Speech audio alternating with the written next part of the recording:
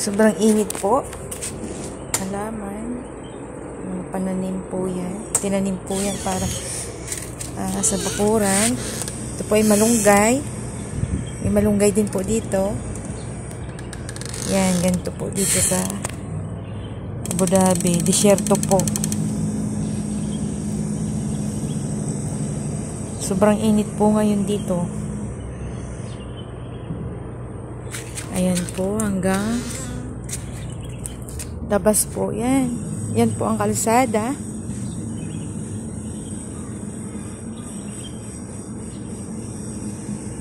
Ayan po.